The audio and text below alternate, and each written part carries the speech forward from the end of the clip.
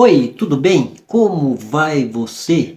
Espero que você esteja bem, você, a sua casa, a sua família. Seja bem-vindo a mais um vídeo.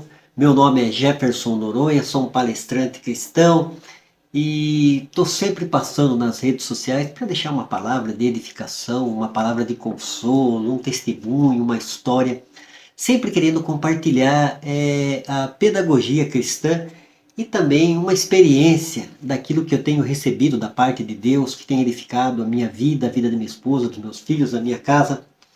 Então eu queria compartilhar com você, você mesmo, você aí, meu amigo, você, minha amiga. É isso mesmo. Então eu tenho uma palavra para você nesse dia, nessa hora, nesse momento, e eu espero que essa palavra edifique você, a sua casa e a sua família. Eu vou falar sobre o poder que a palavra não, poder do não. O nome da minha reflexão, da minha palestra vai se chamar O Poder do Não. Você sabia que o não tem um poder tremendo, principalmente para nos guardar, nos proteger e mais para frente nos dar a vitória, né? Eu vou falar sobre o autoconhecimento, né, o conhecimento da gente mesmo, e fazer uma abordagem teológica dentro da Bíblia Sagrada, da Palavra de Deus. O poder do não, colocando limites. Todas as vezes que você diz sim, querendo dizer não, o seu psique adoece e mais cedo ou mais tarde seu corpo gritará aquilo que a sua boca cala. Você não precisa ser um agradador de pessoas. Se eu passei, eu posso falar muito bem da minha experiência de vida. Eu vou citar alguns textos bíblicos aqui de personagens da Bíblia Sagrada, mas primeiro eu quero falar da minha vida, né? Então eu trabalhava numa empresa e ali eu interagia, sou uma pessoa que gosta de interagir, extrovertida, dinâmica, alegre, de bem com o mundo. Então a gente conhece, a gente tem relacionamento, interage com as pessoas, né? Então eu não conseguia falar não para amigos, amizades, colega de futebol, colega que ia fazer churrasco. Então, e a gente não coloca esses limites que o não coloca. O não, ele é meio, parece que chato. De vez em quando ele é chato mesmo, né? É chato pra gente que fala não e chato pra pessoa que tá ali pedindo para você falar sim, mas você tem que falar não. Tem hora que a gente tem que falar não, é necessário o não em nossas vidas. Como eu falei, estava roubando minha vida social, minha vida familiar, com a minha família, com a minha esposa, com meus filhos, e por causa devido a eu não falar não, né? Então você vai para um churrasco com os amigos e às vezes você não consegue falar não, você acaba ficando muito tempo interagindo ali, tempo precioso que você poderia estar dando para sua esposa, para seus filhos, para sua casa e para sua família. Eu não sou contra, entende bem? A pessoa ter uma vida de lazer, sair sim, jogar um futebol com os amigos, pescar, ir passear, ir para a chácara, ir para o campo, né? Eu gosto de praticar trilha com a bike, eu gosto de fazer caminhada. Então eu não estou falando que isso é proibido, eu estou falando da gente saber administrar melhor esse tempo de vida que a gente tem, que a gente pode fazer uma equacionar, ou seja, deixar melhor, afinar esse tempo com mais qualidade de vida. Hoje eu tenho mais qualidade de vida com a minha esposa, com os meus filhos, vivo mais em função da minha esposa, dos meus filhos, da minha casa, e a gente tem colhido mais, né, nesse plantio, a gente tem colhido mais uma qualidade de vida melhor em ambos os aspectos, na vida sentimental, na saúde, né? A gente gosta mesmo de estar comendo bem, se alimentando bem e praticando esportes. Isso tem muito a ver com a vida familiar, com tudo. Então é importante a gente colocar esse limite que o não coloca. Então estabelecer limite não é pecado e nem errado, né? A gente vê que até o Criador estabeleceu o limite, né? A onda do mar ela vem até certa altura, só quando tem tsunami, quando tem tsunami não, mas ela vem até certa altura, ela bate e ela volta. Isso é um limite que o Criador, quando fez todas as coisas, colocou sobre o mar. O mar tem limite, né? Que senão invadia tudo. Então na vida da gente não é diferente. Então o não, ele acaba colocando esse limite. A gente tem que saber falar não. Falar não às vezes para a esposa, falar não para os filhos, falar não para um supervisor que folga, né? Ver que você é uma pessoa boazinha e sempre tá ali pedindo para você fazer hora extra, para você fazer isso, para você fazer aquilo. Também não que é errado fazer hora extra. Eu não estou querendo deixar as pessoas revoltadas a respeito de estarem sobrecarregadas no trabalho. Tem gente que gosta de fazer hora extra, não sou a pessoa fazer hora extra. Eu só quero falar a respeito da gente poder ter o poder. Tem pessoas que parece que não conseguem, né? Falar não, as pessoas pegam o fraco da pessoa. Então o poder do não, ele coloca limites. Todas as vezes que você diz sim, quando querendo dizer não, seu psique adoece. Mais cedo ou mais tarde, seu corpo gritará aquilo que a sua boca cala. Você não precisa ser um agradador de pessoas, ou seja, você não precisa ser o bobo da corte, né? Que tem lá a história do bobo da corte, né? O Crispim, o bobo da corte, que quer agradar todo mundo. A gente não precisa e nunca queira agradar todo mundo. Então você vai adoecer e o seu corpo vai gritar mais para frente lá de coisas. Eu queria citar o exemplo de José do Egito na Bíblia, a história de José. As pessoas que têm acompanhado a novela Gênesis, eu acho que já acabou a novela Gênesis, mas passou na Record. O pessoal que não gosta muito da Bíblia acabou o pessoal que não é muito dado ao estudo da Bíblia metódico, né, para conhecer a história, né, do povo hebreu lá em Gênesis, a história de José do Egito, que é linda e maravilhosa. E numa das partes da vida de José, José ele falou não. Então José teve toda uma trajetória de vida, né, altos e baixos. Tinha um propósito de Deus na vida de José. Deus estava trabalhando poderosamente. E José, diante de uma circunstância, de uma situação na casa de Potifar, foi cobiçado pela mulher dele, e a mulher de Potifar era casada com Potifar. José sabia muito bem, era um moço que temia Deus, sabia que se você não tinha o direito de possuir a mulher do outro, que isso é um adultério, um pecado diante de Deus. Então aquela mulher, ela investiu, né, contra José, para que José deitasse com ela, praticasse o sexo ilícito, que é o adultério. E José, ele teve uma força para falar não. José falou não para a mulher de Potifar. Você vê, né? Você vê que coisa, né? A gente tá na gente dar essa resposta, né? As pessoas, a tentação vem sobre todo mundo, sobre homens, sobre mulheres, sobre circunstância. Então José teve uma força em Deus, porque José era conduzido, dirigido pelo Espírito Santo de Deus. José falou não para a mulher de Potifar, não para o adultério. Eu não preciso do adultério, eu sou casado, né? O caso de José, não, José era solteiro, mas no meu caso, eu não preciso trair minha esposa, tudo que eu quero numa mulher, eu não preciso de uma mulher perfeita, né? Essa ideia de perfeição é errada. O ser humano é imperfeito já por natureza, né? Tá numa raça caída. Então, eu posso falar não para traição, não para adultério, né? Traição é uma coisa horrível, traz marca, traz ferida, traz decepção, traz desgraça, traz maldição. A Bíblia fala que o salário do pecado é a morte. Então nós devemos estar na direção de Deus. Posso estar falando com você, meu amigo, você, minha amiga, e às vezes você está diante de uma circunstância. Quanta circunstância não pode ter na vida da gente e que vem a tentação sobre as nossas vidas. Mas eu falo, se você pedir força para Deus, para o Espírito Santo, você pode falar não para qualquer tipo de tentação que venha sobre a sua vida, sobre você trair seu esposo, trair sua esposa, trair seu noivo, trair sua noiva. Então não faça isso. Fale não. José do Egito, ele falou não para a mulher de Potifar e Deus abençoou grandemente. Mas lá na frente, todo mundo sabe a história de José, que ele acabou se tornando o governador do Egito, e ele acabou se casando e formando uma família, porque José falou não. Outro também que eu queria citar aqui é o profeta Daniel, o livro de Daniel, um livro muito bonito. Eu recomendo você ler a história de Daniel, né? Um livro profético. Nós vemos várias experiências ali dentro do livro de Daniel.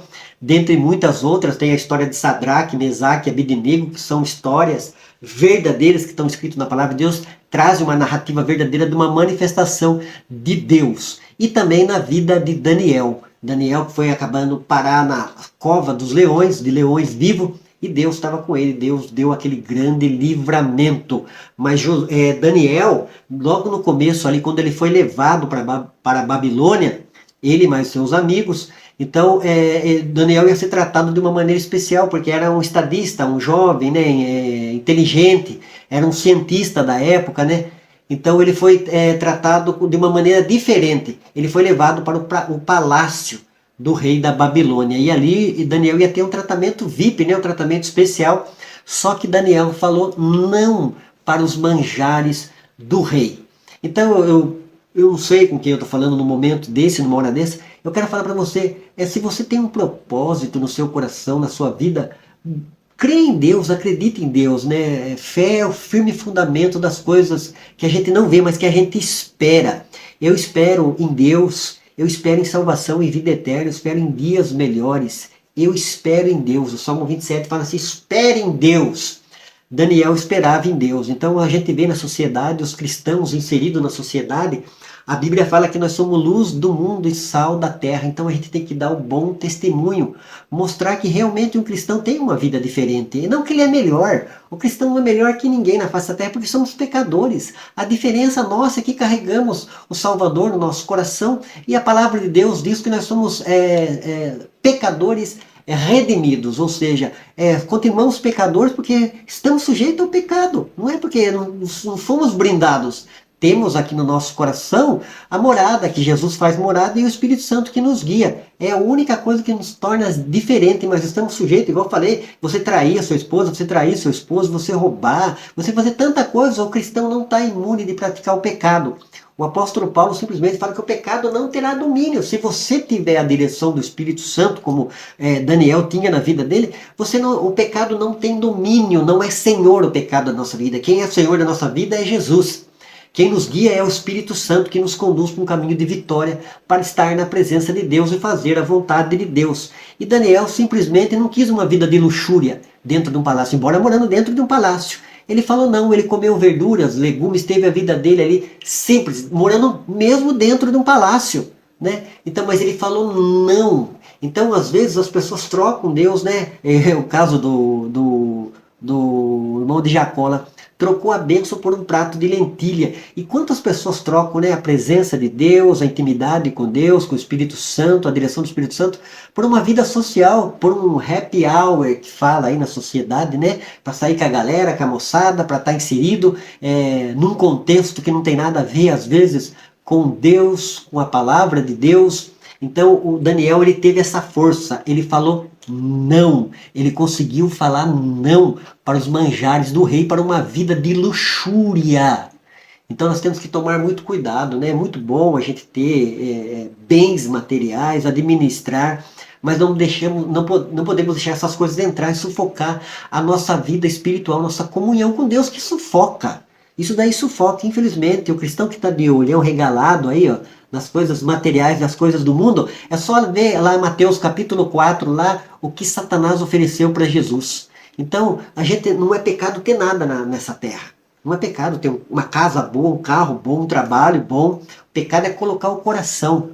Paulo fala em 1 Timóteo, no capítulo 6, que não é pecado ter dinheiro. O pecado é o amor ao dinheiro. O amor ao dinheiro é a raiz de toda espécie de males. Por isso que você tem que observar a sua vida espiritual. Qual é o propósito? O que está levando você para buscar a Deus, a face de Deus, a presença de Deus, querer Deus? O que é? É Deus realmente? É uma intimidade, é uma comunhão, é uma conversão, é um arrependimento? Ou você está indo por interesse na casa de Deus, na igreja? Agora você mudou alguns estilos de prática, disso, daquilo, mas lá dentro, no cerne do seu coração, que só você e Deus conhece, o que você está buscando, qual é o seu interesse, para que você quer se relacionar com Deus? É porque Ele é o Criador, o Salvador, o Reconciliador, o que nos traz paz, ou porque Ele pode, ou por tudo aquilo que Ele pode proporcionar para você? Você deve fazer esse exame introspectivo e fazer essa pergunta para você. Então eu estou citando o exemplo de Daniel aqui. Daniel, ele olhou para tudo que ele tinha, via a Babilônia, né? O império, era que nem fosse os Estados Unidos hoje, né? Que nem a China, os Estados Unidos, grande império, né? Bens, riquezas, tudo que a glória humana pode oferecer.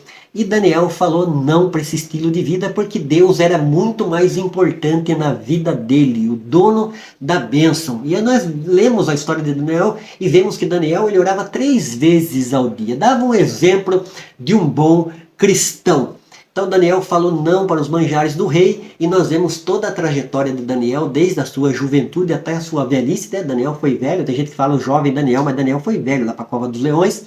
Mas Deus o preservou, Deus o guardou e protegeu. né? Deus nos protege, Deus nos guarda, Ele é o guarda fiel de Israel. Daniel acreditava, tinha esse propósito no seu coração e conseguiu falar não. E por último, Jesus Cristo, o Filho de Deus, o Emanuel, o Deus conosco, que viveu 33 anos como homem na face dessa terra.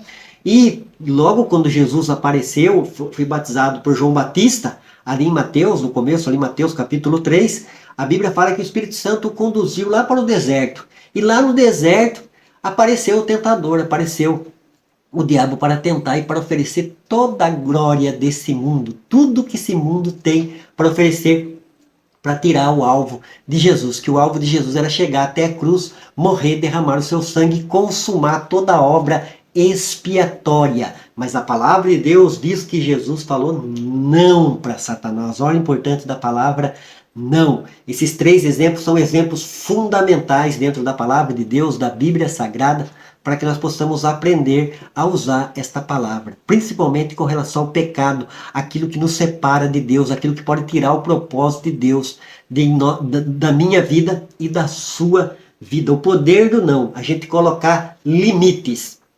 José colocou limite na mulher de Potifar, falou que ela é uma mulher, ela não poderia trair o marido dela.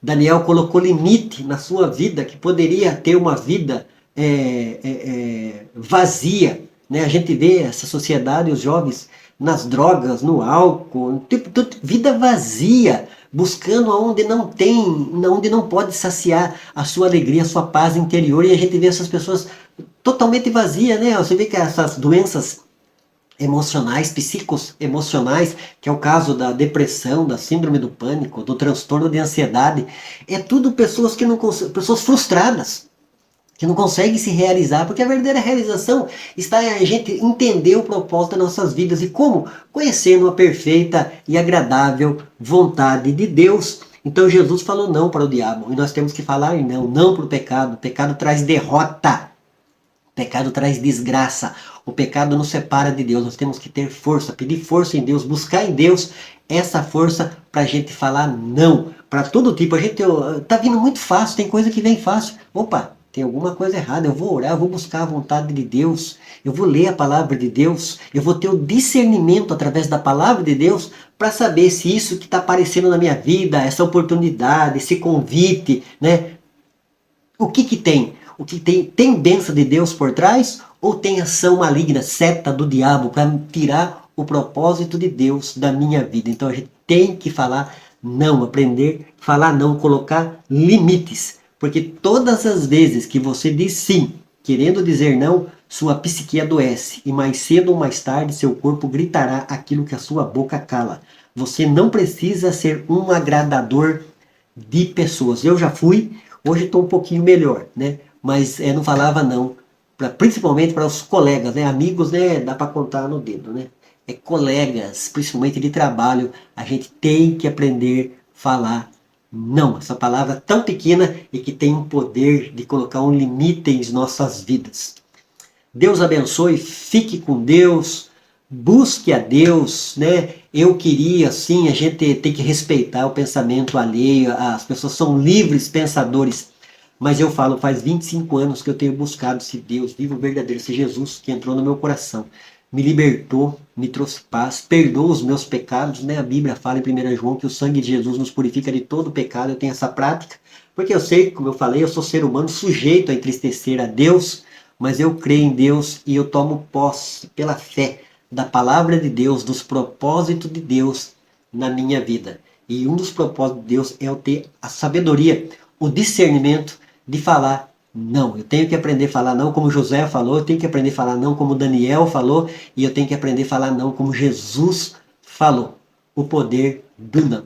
Deus abençoe, fique com Deus. Beijo no coração do Jefferson Noronha.